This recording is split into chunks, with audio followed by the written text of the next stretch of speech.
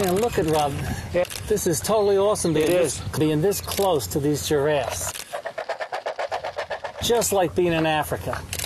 You know, one of the reasons why you have to stay in the vehicle like this is because these animals have really strong back legs. When I was in Africa, I saw a giraffe kill a lion with one swift kick. So let's not get out of the vehicle, okay? Exactly, yeah. Listen, let's get some more shots. Let me get this shot. Now, we both have our flashes on, and here's why. What we want to do is we want to control the light from the flash and the available light independently. We talked a little bit about daylight fill and flash before with the rhinos, remember that? Well, what we want to do now is to get shots of the giraffes' heads against this bright sky background. The difference in exposure is probably what, Rob? 3 stops at least? Yeah, at least. At least it's 3. Very bright. Very bright. So if we take a picture without the flash, let me do that. Well, let me turn the flash off, make sure it's off. Look at that. Yeah, very dark. Just like a silhouette. So now what I'm going to do is I'm going to put on my flash. I'm on the manual mode. I'm going to take a reading for the sky, dial in the exact exposure for the sky, check that out. I'm very happy with that exposure.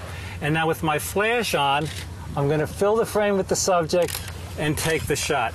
Check that out.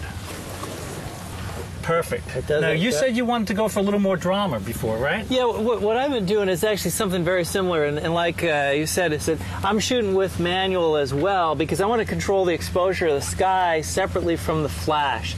And so what I'm doing is I'm getting an exposure that underexposes the sky so that the sky is actually dark compared to the animal. And then I'm allowing the flash to expose normally. And the exposure is created by the f-stop for the flash, whereas the shutter speed and the f-stop gives me the overall exposure for the sky. Makes it very dramatic, it's a different look, and it can be fun to do it that way as well. And for me, I like it also with the wide angle. I'm shooting with a wide angle zoom. It really gives a real dramatic look with the sky and the animal bright against the dark sky. It's beautiful. And look, we have a little bit of blue over there. Why don't you try to get that shot? So the idea here is this. In a high contrast situation where the background is brighter than the subject, think flashy pictures.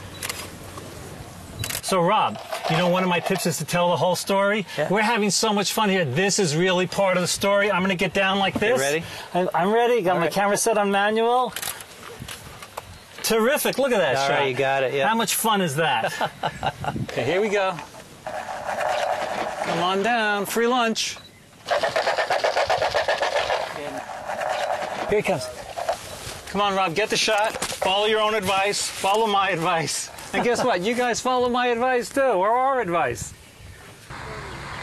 We're going to try to find zebras, a bunch of zebras.